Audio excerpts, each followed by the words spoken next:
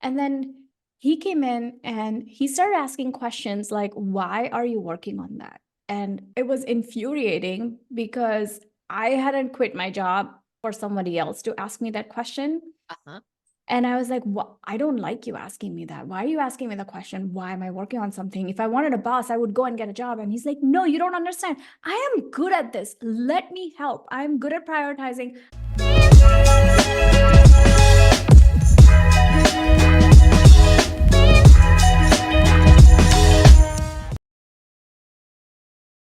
Hello, and welcome to the Million Dollar Women series.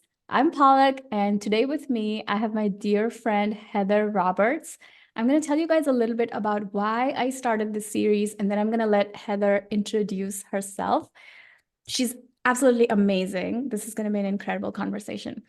So, for the longest time, I always wished, what if I could be a fly on the wall when people who were where I wanted to be were just having conversations. Like, what are they talking about? How are they viewing life, business? What are their perspectives? How do they think? How are they processing different things that are going on in their life and their business?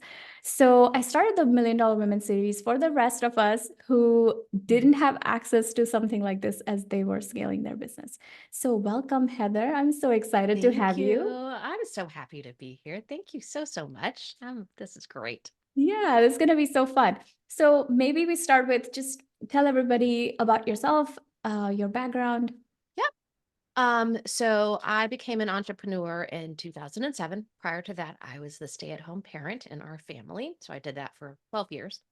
And my husband and I started in 2007 and still own RSG Sales, which is a agency that helps home decor and furniture suppliers grow their e-commerce sales channel. Along the way, I also started my own decorative throw pillow company, which I've since sold. And I dabbled in podcasting and, I've done coaching on top of all of that. So that's kind of where things have led me. It's amazing. I did not know that you had a decorative throw pillow company that you have sold. I also did not know that you were a stay-at-home mom. That is an Yes. amazing journey. I just think being a parent teaches you so many things about life and business, Yes. leadership, multitasking, Hmm. adapting to changing Yep. environments. My biggest learning from being a parent and a business owner is being able to take everything in stride and you just Yes. kind of roll with it. Hmm. Okay, we Hmm. thought this was going to happen. It didn't happen. What are we going to do about it now? Exactly. Right. Exactly. Well, and it's funny because when my kids were little in kindergarten, they were taught this little phrase: you get what you get and you don't throw a fit. Yes.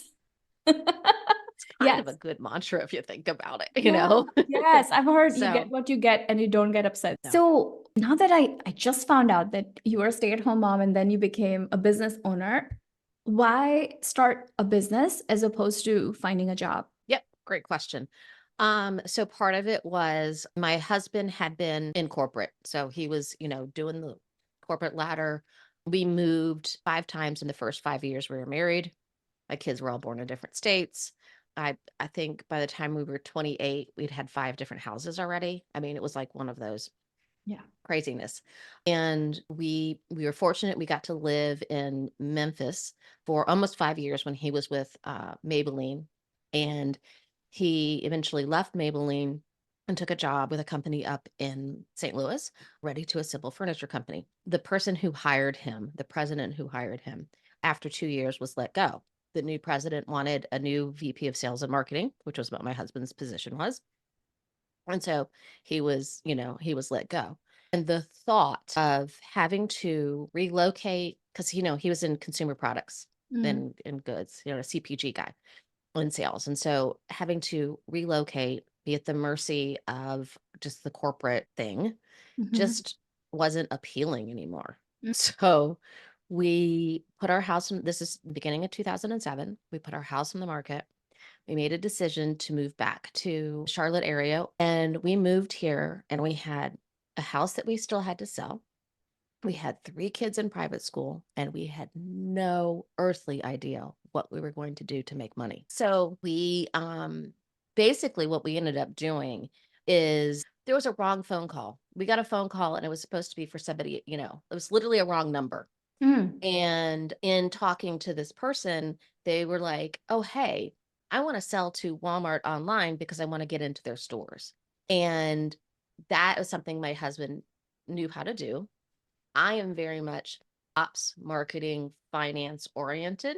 Mm-hmm. And so that became our business. Like literally Oh, a wrong number is what became our business I because didn't this know this story. yeah, so like in 2007, the internet, especially in home decor and furniture, was just becoming a thing. I mean, Wayfair was still CSN stores, right? Amazon was just getting into selling, larger case good pieces and things like that. This was as companies were like, I need another revenue stream. And it was teaching them a whole completely different business model. And so, we actually grew pretty quickly considering that, it's a whole new industry. And so it's educating a lot of suppliers on how to completely change their business model. I did start my own pillow company because, well, a couple of reasons. One was because my husband and I, we were working together and we didn't have clear enough roles, boundaries, who was the final say.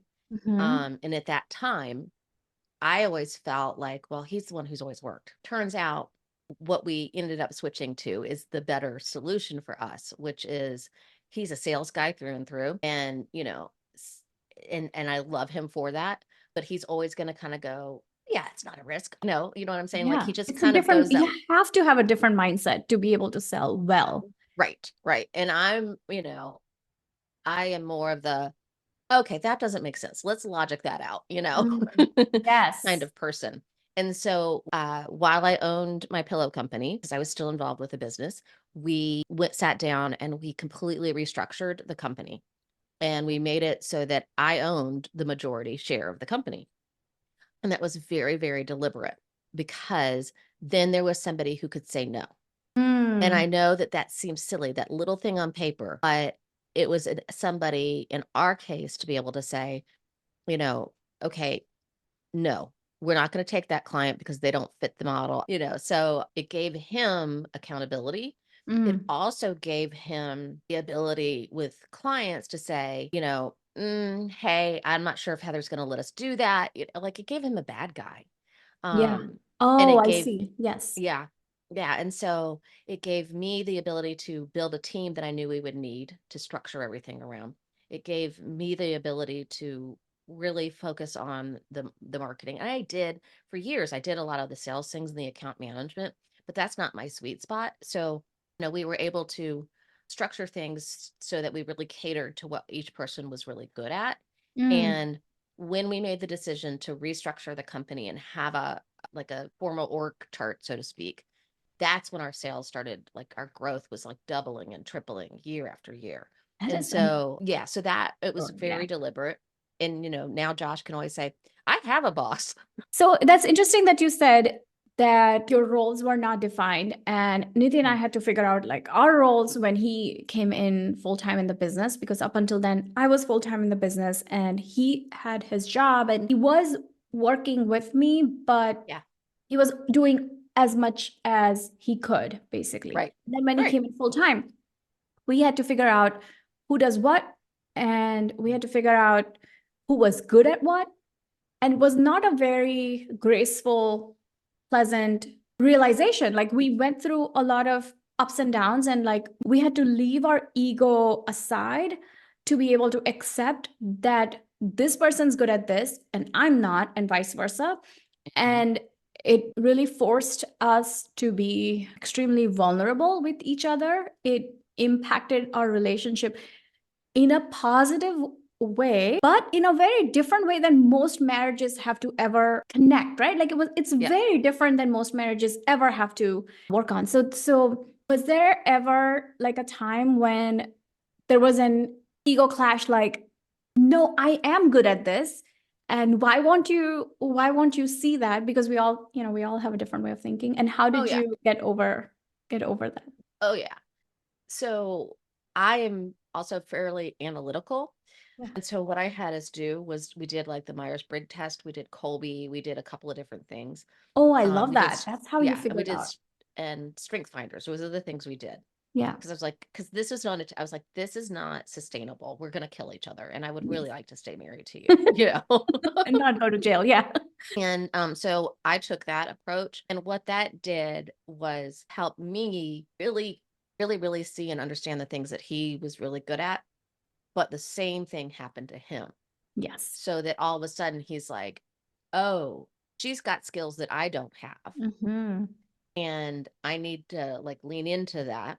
And it further cemented in my head the skills that he has, right? Mm-hmm. And so that was the way we went through it Yes. because, we had a couple of months that, you know, I was going to kill him. Yeah. So with Niti and I, he came in the business and I was like, I have all these things to do. This is what I'm working on. Like what, and we're all about systems and processes and having the team and all of that.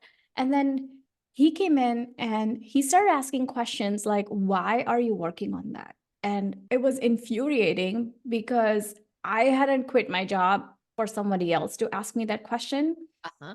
And I was like, I don't like you asking me that. Why are you asking me the question? Why am I working on something? If I wanted a boss, I would go and get a job. And he's like, no, you don't understand. I am good at this. Let me help. I'm good at prioritizing. And it took everything out of me to not be offended by that. Yeah. And then eventually I did realize that he was very good at it. And now I really welcome the opportunity. I feel like it's amazing that I can just go to somebody and be like, listen, all these things need to get done. How do you think we should do it? Yeah, And then, that's exactly what Josh and I do.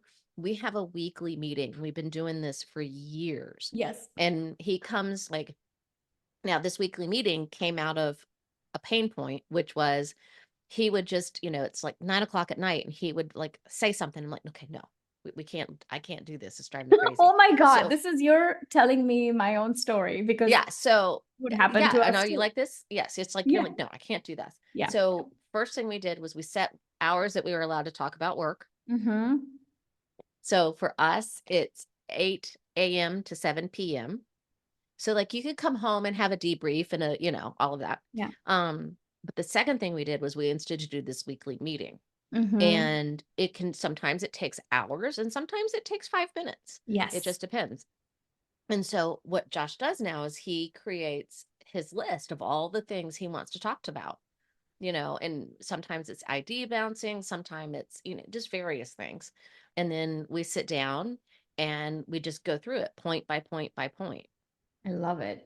I just wrote down when you said weekly meeting, I wrote that down because we do the same thing. We do a quarterly planning session, we do a weekly planning session. And we started sending each other invites to meetings. When we wanted to talk about something specific, we said, yes, would you just like walk up to your coworker and just start talking about something that was bothering you? You right. can't just No. turn each other into a spouse and I'm the biggest culprit here. I can't turn him into a spouse because it's convenient in that moment. Right. And right. then suddenly we're business partners it doesn't work like that. Exactly. So if I have a problem, so this is what we decided. We're going to send each other calendar invites and really be professional about it. And I mean, we're still husband and wife, so it's not going to have the same boundaries that you have with a business partner, but at least it helps that other person focus on that specific. Right. Well, and it's not disruptive, right? The flow is much better and it's, more focused and you get more accomplished. Yes. And I noticed that when we do it that way, it has really changed my relationship with work. The reason I think we were just talking to each other about work at any point without any boundaries, it's because I had that kind of relationship with work. It was like all the time, anytime. And then we started establishing boundaries with each other. It kind of made me realize that I need better boundaries with work myself. Yeah. Yeah. And that was an eye-opening moment. So one of the things that we do is we also make sure like phones are put away. Like Yes. you turn off the Slack so that there's nothing that could be a possible distraction, which has made a huge difference as well. Yes, absolutely. Treat it like a proper meeting. You're not going to constantly be looking at messages when you're having a meeting with somebody else. So why do that when you're having a meeting with your spouse? I love that. Yep. And I mean, it's just showing respect. Yes, absolutely. And you built multiple businesses together and you crossed a million. So we built RSG sales together. And then I did, so for E by Design, I actually leveraged our RSG sales. So it was our sales force with our major accounts. So, Wayfair, Target, Amazon, so forth and so on. So I leveraged our existing business to help grow the sales side of my pillow business. And so that within 2.5 years of having that company, we were a top 5 pillow supplier, throw pillow supplier at Wayfair. So we made a lot of pillows. We made a lot of pillows. So we had, a several million dollar business. I ended up realizing And that's just your that, side gig. yeah, yeah. That was your side gig, yes. And my side gig was really taking up a lot of time. I'll never forget one day, the kids were already off at school. Josh and I were, trying to go to work. And I just looked at him and I go, I hate it. He's like, what do you hate? I was like, I hate the pillows. I don't want to do this anymore. I'm done. So I, spoke to some folks about how to make sure I could set it up so it could be sold. So I was able to exit, and it's still doing well. Like it had its 10th year anniversary in 2023. It's Oh, wow. still a top supplier in all of our accounts. So yeah, it's kind of cool. That's It's kind of awesome. cool. Wow. Yeah. That's amazing. And so what would be your advice for someone who's in business? Maybe they're approaching a million, they've crossed a million, they have a multi-million dollar business and they hate it. How do you make the decision on whether you push through or you, because I hear this a lot among Yeah. people who 1 in 3 million is a hard place to It's be in any hard. business. It's a Mhm. tough place to be. And so I hear this a lot from people who are in that zone. Like, I don't know if I should push through and scale this business and brute force scale beyond 3 million, or it's time to exit. Yeah. I think what it is, if you have that, for me, it was like if I just have that, I hate this and the thought of this makes me want to go jump off a cliff. You need to like really, what is it specifically that is making you feel that way? What are your actual pain points? And can your pain points be solved easily or not? And for Mm. me, it's this company grew so quickly, so fast. And I still had another business and I had kids, that were in high school at the time. And for me, it was like, this isn't the lifestyle I wanted. This isn't what I had, planned when I did this. So that was the thing for me. It was like that there's to me, there was not a way that I could just hire out and replace. And, there was just too many working parts. So that's kind of how I approached it. My advice to others is actually, what is it specifically that makes you feel like you want to jump off the cliff? And can you put together a plan to get through that? And, And if you you know, cannot, then don't and work. if not, then look at, exiting it. What do you need to do and change then within the existing business to make you happy? Maybe you Yeah. decide, like, you know what? There's nothing wrong with a $2 million business. Yeah. Go for it. Have a Yeah. great $2 million business. You do not have to be a 20 million, Right. Right. like that's cool. If that's your hang up is you're like, no, I have to go, go, go, go, go, go. But you have this great little business and you're making money hand over fist. What's wrong with that? Yeah.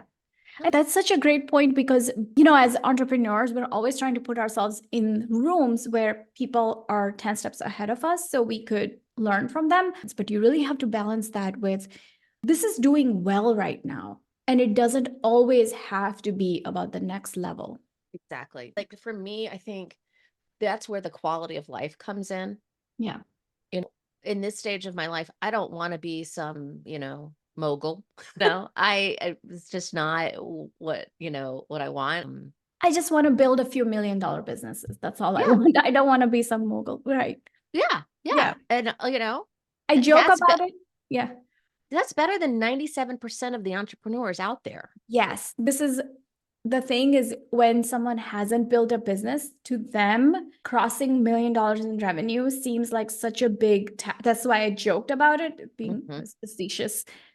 You think that that's gonna be that level of success that you want to be at. But then when you're at that level, and like you said, only 3% of businesses, is it 3%, ever Yeah. cross a million in revenue, and a very small fraction are owned by women, right? Like less than 2%.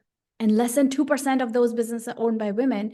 And so when you get there, you realize you're still small potatoes because it is, well, Mhm. I will say it's the same amount of work, whether you have a teeny tiny business, you have crossed a million, or I'm assuming it's going to be the same amount of work when you cross 50 million, but it's the type of work that's different.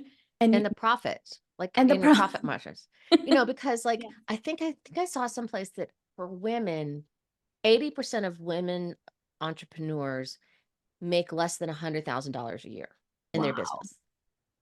That's like, and if I'm wrong, I apologize, but I know it's a staggering number. I mean, it's Yeah. just ridiculous. So I hate the hustle culture, but you need more ease. Like if you are working that hard and you're only making $100,000 a year and you have 10% profit margin, you're doing something wrong. Mm-hmm. And You it's know, so much work that when it's in the early stages, when it's 100K in revenue, it is way more work than Mhm. it ever is when it scales. And I when think, it scales up. And so I think that's so important is to don't sacrifice your profit margins for growth's sake, oh, that's so good. Yes. because that's how companies go out of business. Yes. We were at this informal mastermind event so a few years ago, and everyone in that room they were all above a million, right? They were doing above a million in revenue. But when you talk to everyone, the impression I kept getting was, I am the smallest fish here. I have so much to learn from everyone. They have like this staff that's like 50 people staff. And then we started talking numbers. And I realized a lot of them were not even profitable because people were compromising profit to scale up. And it's like living this lie where your revenue kind of makes you feel like you're doing so good, but you're not profitable at all. No, no, and this is like have a real world but big company example of that. Years ago, there was a company called One Kings Lane, and it's an Oh, online I site. have bought from that company years Yes. ago. So Susan Feldman was the one of the founders of this business, and she created a very specific niche business that, fit a certain target audience in the online space. And it grew very, very rapidly. I think the valuation at one point was like $1 billion. Wow, really? She then made the fatal flaw. There were several, but one of the biggest ones is she decided to go and source her own products instead of continuing to leverage the suppliers that she had on site, because the supplies, she didn't carry inventory. Now all of a sudden she invested hundreds and hundreds of millions of dollars in inventory, Mhm. sacrificed her profit margin for that, and ended up having the company get sold to Bed Bath and Beyond for 19 million. Oh, wow. Really? I did not Yes. know this story. I have bought from Yes. One Kings Lane before, Yes. like years ago. Yep. Yep. So moral of the story is she forgot who she was.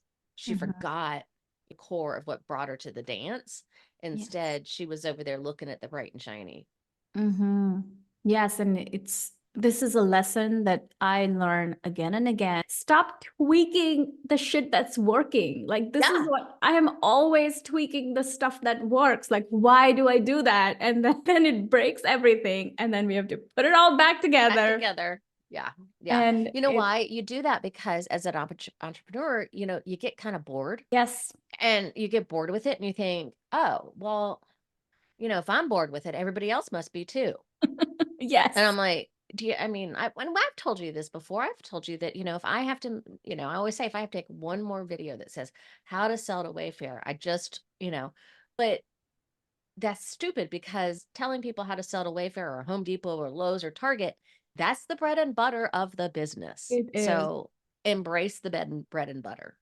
So I'm gonna super vulnerable share here, but this is what happened when we all got together and I said, you guys, look at my brand. Can you help me fix it? And in that room full of women who are making over $1 million in revenue, they were all like, what's the problem here? And then I think maybe it was you or somebody asked, are you bored? Is that the problem? And I was like, oh, I need to sit down because yes, that's what it is. I'm sorry. I'm sorry I brought this question up. I'm good. I Well, am that's it. just I mean, bored.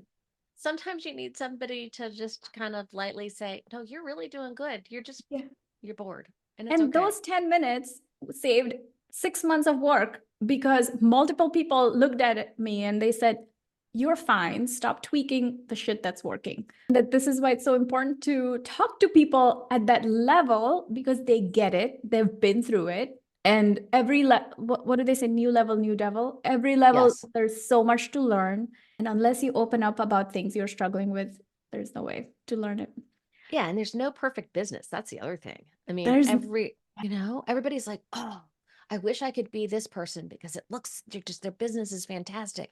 No, things happen. Yes. The reason people are not sharing what they're struggling with is not always because they want to misrepresent themselves. It's because they want to share with you what's working. Them sharing their problems doesn't always help people. So I notice entrepreneurs wait to find the answer before they share what they're struggling with because Yeah. sharing just struggles helps no one, right? So Right. don't think Right. they're not struggling with something right in that moment because everybody's figuring something out. Everybody has challenges. All right, I Yep. have one more question, 100%. Heather, and then I'm Okay. going to let you go. um, so you're a mom, a business owner, you own multiple businesses, and I'm sure you're still looking ahead. You have a vision for yourself. What's next for you? What's exciting to you? What do you want to do next? So thank you for asking. So actually what I'm doing is I've creating the mastermind that I always wished I had found. And so it's a small group of women and we're curating a table so that each person who is invited to participate in the mastermind is a genius in the specific area. So perhaps you're, a sales genius, a marketing genius, a branding genius, financial wealth genius, just an ops genius. You have a specific thing that you just really do well, and you get to leverage the power of the group because for example, when you had your question, you were able to leverage the genius in the group. Mhm. And I know in our business, I don't know how to do everything. I'm not going to pretend to, but I always want to be in a place that I'm in a room where I can go to somebody who will know how to help me. So that's what my next step is. And so I'm creating this mastermind. I'm really excited about it. It's going to be amazing. It's a 9-month mastermind with a couple of retreats and things in between to keep everybody connected and grow and really have a community that they can rely on. And just, I think having you as someone who's facilitating it and your wisdom to keep everything flowing in the right direction is going to be incredible. I'm so excited for you and for the women that join the Yeah. mastermind. Yep. Can you tell everyone where to find you? And then we'll let you go. Yeah. So the best place is actually to go to rsgsales.com. That is because this mastermind is a very personal passion project. And so I'm not marketing it. I am doing referrals and people I know. So if you are interested in any way, shape, or form, go to rsgsales.com and you can get in touch there. Sounds good. Thank you so much. This was so fun.